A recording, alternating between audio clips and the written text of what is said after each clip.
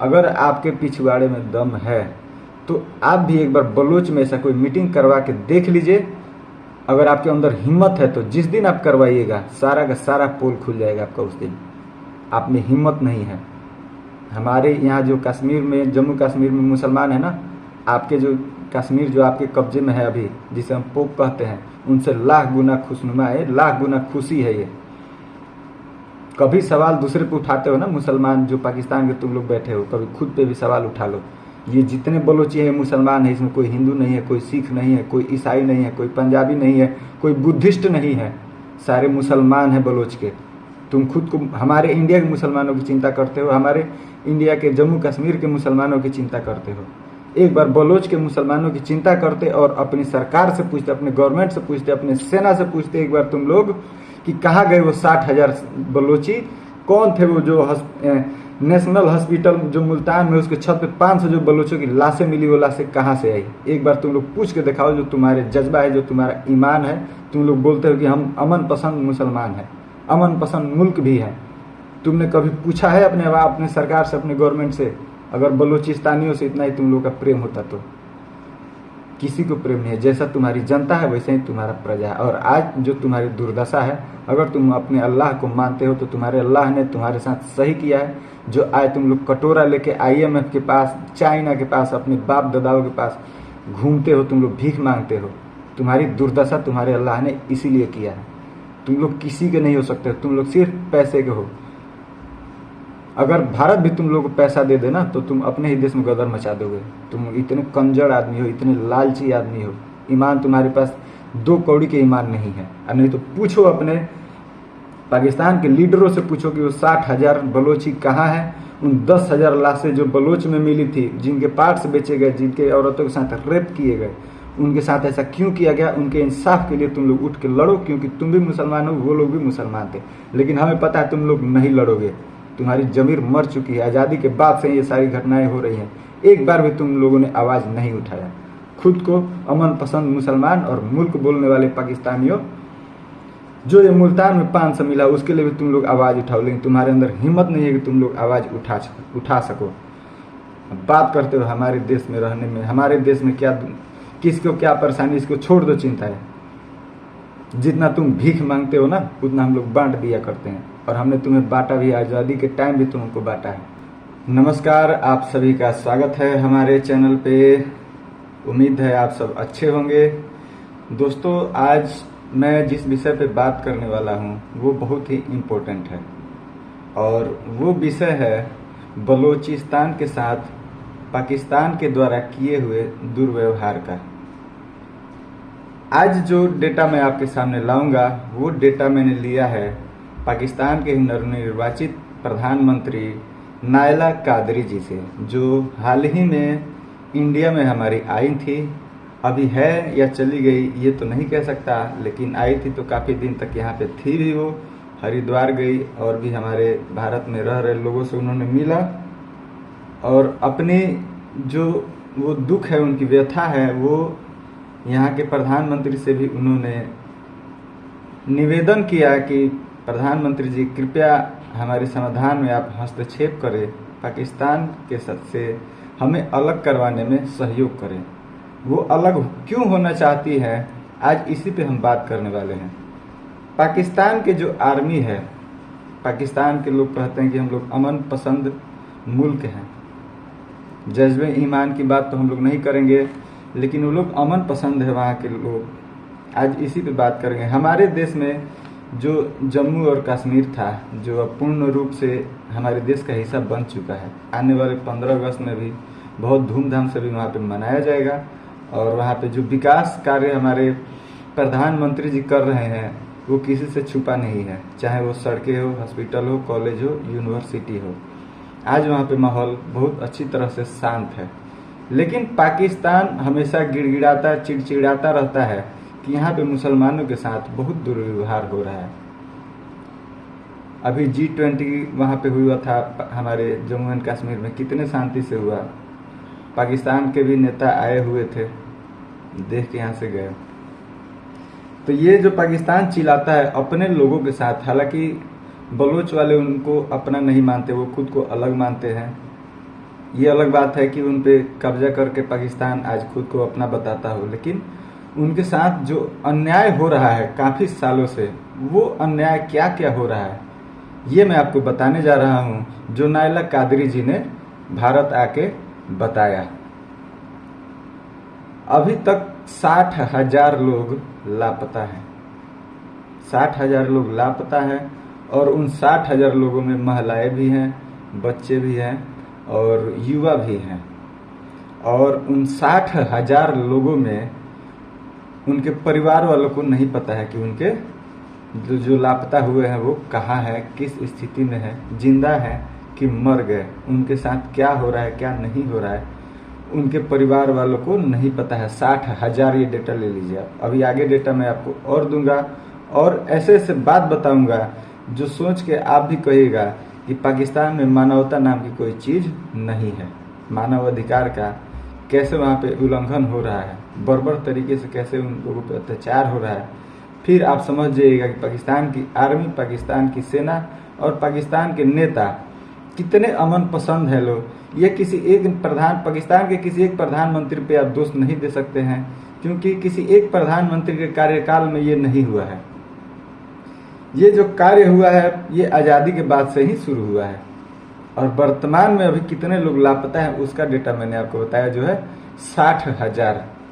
अगर भारत में 100-200 भी लापता हो जाए तो यहाँ पे विपक्ष मोर्चे खड़ा करके मतलब वो अपना रौद्र रूप विपक्ष दिखा देगी। लेकिन क्या पाकिस्तान में विपक्ष नहीं है जो इस सवाल को उठाए कि बलूचिस्तान के 60,000 लोग कहाँ हैं? हमारे यहाँ अगर 100 आदमी गायब हो जाए ना, अगर एक जिला से 20-30 आदमी भी गायब हो जाए कहीं, तो ये बात दिल्ली तक चली जाती है, और सरकार अपनी जिम्मेदारी के साथ उसके पीछे पड़ जाती है कि हमारे 10 लोग, 20 लोग, 30, 40, 50 लोग कहाँ हैं। लेकिन ये डेटा 60,000 लोगों का है, लेकिन पाकिस्तान में कोई विपक्ष नहीं है, कोई पक्ष नहीं है जो इस पर चर्चा हो। कितने प्रधानमंत्री आए, शहनवाज शरीफ हो, ये इमरान खान हो, और भी कौन कौन से आए गए, मुझे तो उन सबका नाम याद नहीं रहता और ना ही मैं नाम याद रखना चाहता भी हूँ। लेकिन किसी ने आवाज़ इस पर नहीं उठाई, चाहे वो पक्ष में रहा हो, विपक्ष में रहा हो, सरकार में रहा हो या बिना सरकार के रहा हो, आवाज़ किसी ने नहीं उठाई है। अब 60,000 में से ही ये 10,000 वो लोग हैं या ये दूसरे लोग हैं जिनकी एक बार 10,000 लाश बलोचों की मिली है बलूचिस्तान में ही। और जो 10,000 लोग हैं उनमें भी महिलाएं भी हैं, कुछ बच्चे भी हैं और कुछ युवा भी हैं। चलिए 10,000 लोग मरे हुए मिले, अब तो मर गए। उन 10,000 लोगों के अंग बेचे गए हैं, किसी की आंखें निकाल के बेची गई है, मतलब जो पार्ट्स बेचने वाले हैं, जो निकाल के बेचे जा सकते थे, वो सारे पार्ट्स बेचे गए हैं। आँख हो, किडनी, पथरी, ये तो समझना मुश्किल है कि निकाले तो बहुत से पार्ट गए हैं। अब जो बेचने वाले हैं वो निकाल के बेच दिए गए हैं। अब उनकी कीमत क्या होती होगी इसकी जानकारी मुझे नहीं। आँखों की कीमत क्या होती होगी, किडनी की कीमत क्या होती होगी, बाकी पथरी, गुर्दे, कलेजे जो हो उनकी कीमत क्या होती होगी। चलिए 10,000 लाश मिले, उनके पार्ट्स बेचे गए। ये कितना कंगाल है पाकिस्तान, भूखमरी पे कितना है कि आज देखिए किस हद तक वो उतारू है। अभी बाद में बताएंगे कि ये बात वायरल क्यों नहीं हुई, अंतर्राष्ट्रीय मुद्दों तक ये क्यों नहीं पहुंची, ये भी विषय है सोचने वाली। यहाँ पे तो कश्मीर में आतंकवादियों को मार दिया जाता है तो अपने ही देश में लोग शांति दूत भड़क जाते हैं। कहाँ कहाँ तक बातें चली जाती है। फांसी रुकवाने के लिए रात को कोर्ट तक खुलवा दिए जाते हैं। चलिए ठीक है, 10,000 लाशें मिली, उसके पार्ट्स बेचे गए, और अब उन लाशों के साथ देखिए क्या किया गया है। उसमें जो महिलाएं हैं उन महिलाओं का रेप किया गया है। चलिए धीरज रख लीजिए, इस पर भी शांति रखिए, कोई बात नहीं है। ये रेप होना भी चलिए मान लीजिए कोई बात नहीं। 60,000 लोग गायब हैं, 10,000 मिले लाश, उनके पार्ट्स बेचे गए, बाकी महिलाओं के साथ रेप भी किए गए। रेप करने के बाद उनके शरीर पे चाकू से, सिगरेट, जलते हुए सिगरेट से लिखा गया पाकिस्तान जिंदाबाद।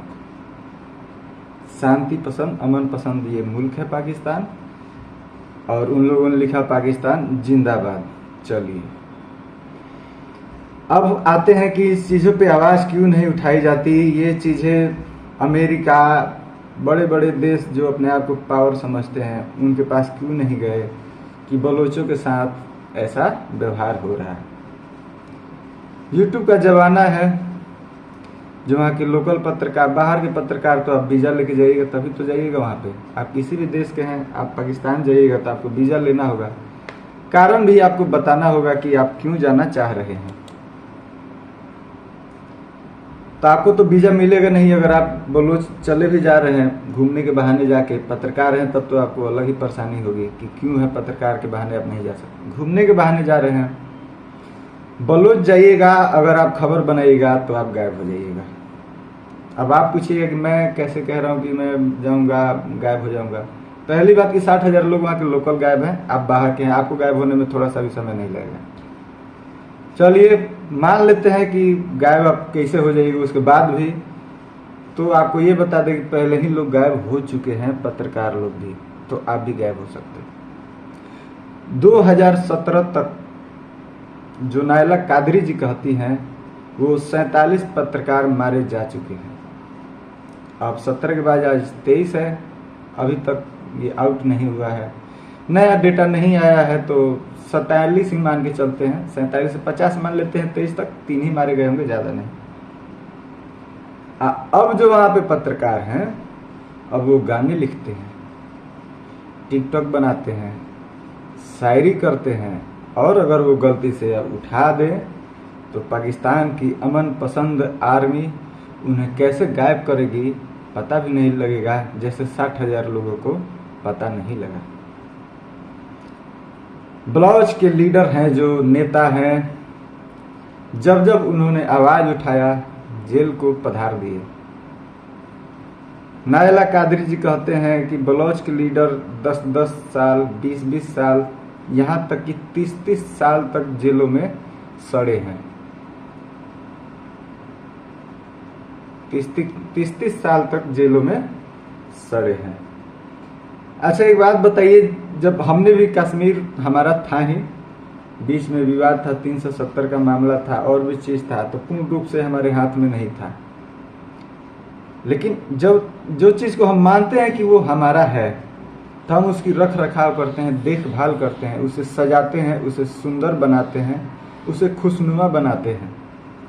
आम आदमी कोई भी हो, अगर आपकी कोई प्रॉपर्टी है, आपका घर है, आपका ज़मीन है, आपका बगीचा है, तो आप उसे सजाइएगा, सुंदर बनाइएगा, खुशहाल बनाइएगा। या आपके परिवार का कोई जिसे आप मानते हैं कि वो मेरा है, तब आप उसके मुसीबत में काम आइएगा, चाहे शिक्षा से लेकर हो, बीमारी, तबीयत, जो आप उसके साथ खड़ा रहिएगा, उसके दुख सुख में आप काम आइएगा। अपना दावा करने का एक दो ये चीज़ होता है कि आप उसके साथ अगर ऐसी एक्टिविटी कर रहे हैं तो माना जाता है कि नहीं वो इसका अपना है। पाकिस्तान को बलोचों से इतना परेशानी क्या है?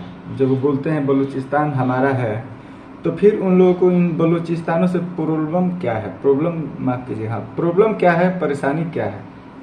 तो असल में वहाँ पे नेचुरल रिसोर्सेस हैं, वहाँ पे कुछ नेचुरल रिसोर्सेस हैं जिसके वजह से ये लोग उस चीज़ को लूट खसूट मचाते हैं, उसको लूटते हैं, बेचते हैं, पैसा भजाते हैं, और वही बिजली बिल उन लोगों को महंगा मिलता है। वहीं पे उन लोगों को कोई सेवाएं नहीं मिलती, शिक्षा हो, रोजगार हो, सड़क हो, हॉस्पिटल हो, यूनिवर्सिटी, ये चीज़ सेवाओं से उनको वंचित रखा जाता है, और उन्हीं के उस नेचुरल रिसोर्सेज को ये लोग बेचते हैं, पैसा कमाते हैं। और अगर इस चीज़ की आप आवाज़ उठाइएगा तो आप गायब होइएगा, वैसे ही जो आवाज़ उठाने वाले 60,000 गायब हैं। तो ये बलूचिस्तान को अगर किसी भी तरह से अपना मानते, तो अगर वहाँ से वो कुछ पैसे कमा रहे हैं, रिसोर्स से, जो प्राकृतिक संसाधन है उससे अगर वो पैसे कमा रहे हैं, कुछ पैसे को वहाँ पे भी वो इन्वेस्ट करते, जो वो नहीं करते हैं। चलिए एक और डेटा आपको दे देते हैं। नेशनल हॉस्पिटल मुल्तान में है, ये पाकिस्तान के ही में आता है। नेशनल हॉस्पिटल जो मुल्तान जगह है पाकिस्तान में, वहीं पे है। उस हॉस्पिटल के छत से 500 लाशें मिली। उस 500 लाशों का भी कहानी वही है जो इन 60,000 लोगों की थी, लेकिन वो 500 इन 60,000 में से अलग गिन के रखिएगा, अलग जोड़िएगा उनको। उस 500 लाशों के साथ भी वही किया गया था जो इन 10,000 लाशों में किया गया। जितने लाशें मिले उनके जो वस्त्र हैं, जो ड्रेस हैं, वो बलोची ड्रेस ही थे।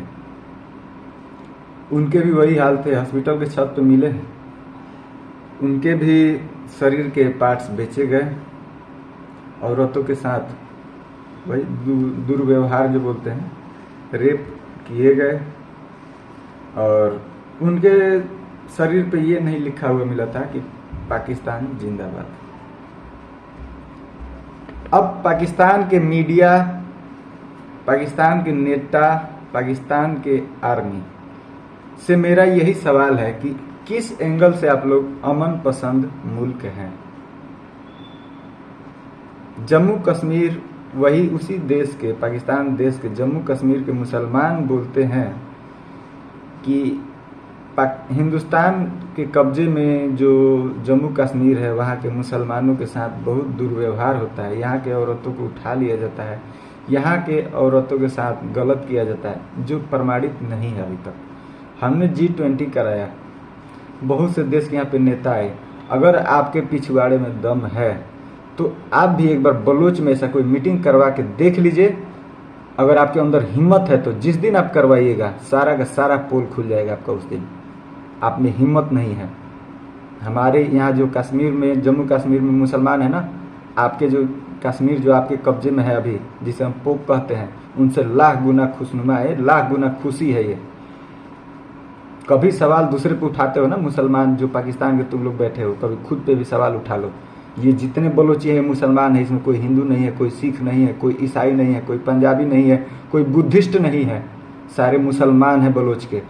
तुम खुद को हमारे इंडिया के मुसलमानों की चिंता करते हो, हमारे इंडिया के जम्मू कश्मीर के मुसलमानों की चिंता करते हो। एक बार बलोच के मुसलमानों की चिंता करते और अपनी सरकार से पूछते, अपने गवर्नमेंट से पूछते, अपने सेना से पूछते एक बार तुम लोग कि कहाँ गए वो 60,000 बलोची, कौन थे वो जो नेशनल हॉस्पिटल जो मुल्तान में उसके छत पे 500 जो बलोचों की लाशें मिली, वो लाशें कहाँ से आई। एक बार तुम लोग पूछ के दिखाओ, जो तुम्हारे जज्बा है, जो तुम्हारा ईमान है। तुम लोग बोलते हो कि हम अमन पसंद मुसलमान हैं, अमन पसंद मुल्क भी है। तुमने कभी पूछा है अपने सरकार से, अपने गवर्नमेंट से, अगर बलोचिस्तानियों से इतना ही तुम लोग का प्रेम होता तो? किसी को प्रेम नहीं है। जैसा तुम्हारी जनता है वैसे ही तुम्हारा प्रजा है। और आज जो तुम्हारी दुर्दशा है, अगर तुम अपने अल्लाह को मानते हो तो तुम्हारे अल्लाह ने तुम्हारे साथ सही किया है। जो आज तुम लोग कटोरा लेके IMF के पास, चाइना के पास, अपने बाप दादाओं के पास घूमते हो, तुम लोग भीख मांगते हो, तुम्हारी दुर्दशा तुम्हारे अल्लाह ने इसीलिए किया है। तुम लोग किसी के नहीं हो सकते, तुम लोग सिर्फ पैसे के हो। अगर भारत भी तुम लोग को पैसा दे देना तो तुम अपने ही देश में गदर मचा दोगे। तुम इतने कंजर आदमी हो, इतने लालची आदमी हो, ईमान तुम्हारे पास 2 कौड़ी के ईमान नहीं है। और नहीं तो पूछो अपने पाकिस्तान के लीडरों से, पूछो कि वो 60,000 बलोची कहाँ है। उन 10,000 लाशें जो बलोच में मिली थी, जिनके पार्ट्स बेचे गए, जिनके औरतों के साथ रेप किए गए, उनके साथ ऐसा क्यों किया गया? उनके इंसाफ के लिए तुम लोग उठ के लड़ो, क्योंकि तुम भी मुसलमान हो, वो लोग भी मुसलमान थे। लेकिन हमें पता है तुम लोग नहीं लड़ोगे, तुम्हारी जमीर मर चुकी है। आज़ादी के बाद से ये सारी घटनाएं हो रही हैं, एक बार भी तुम लोगों ने आवाज़ नहीं उठाया। खुद को अमन पसंद मुसलमान और मुल्क बोलने वाले पाकिस्तानियों, जो ये मुल्तान में 500 मिला उसके लिए भी तुम लोग आवाज़ उठाओ, लेकिन तुम्हारे अंदर हिम्मत नहीं है कि तुम लोग आवाज़ उठा सको। बात करते हो हमारे देश में रहने में, हमारे देश में क्या, किसको क्या परेशानी, इसको छोड़ दो चिंता है। जितना तुम भीख मांगते हो ना, उतना हम लोग बांट दिया करते हैं, और हमने तुम्हें बांटा भी, आज़ादी के टाइम भी तुमको बांटा है। तो दोस्तों, ये थी नायला कादरी जी, और बलोचियों के साथ कितनी परेशानी हो रही है, किस परेशानी का वो झेल रहे हैं। अगर वही चीज़ हमारी माँ बहनों के साथ होता तो हम कैसे सोचते। ये आप खुद पे एक बार सोच के देख लीजिए कि उन लोगों के साथ कितनी दर्दनाक, कितनी वाहियात हरकतें ये पाकिस्तान के आर्मी कर रहे हैं उन लोगों के साथ। और इसी दर्द को लेकर नायला कादरी जी हमारे भारत आई और आदरणीय हमारे प्रधानमंत्री नरेंद्र मोदी जी से उन्होंने विनती की कि कृपया करके हमें बचा लीजिए। अब देखना है हमारे नरेंद्र मोदी जी का कि कब एक्शन लेते हैं और कब बलूचिस्तानियों का बलूचिस्तानियों को इंसाफ दिलवाते हैं। तो इस वीडियो को यहीं रोकते हैं, मिलते हैं फिर एक नए वीडियो के साथ। अगर आपको वीडियो अच्छी लगी हो तो लाइक कर दे और कमेंट बॉक्स आप लोगों के लिए खुले हैं, आप अपने विचार जरूर रख दें। अगर कहीं मुझसे गलती हुई हो तो मुझे माफ़ जरूर कीजिएगा और मेरी गलतियों को भी आप चाहें तो कमेंट में बता सकते हैं। तो आज यही हम लोग अपने वीडियो को विश्राम देते हैं, अगले वीडियो में मिलते हैं, तब तक के लिए शुभकामनाएं।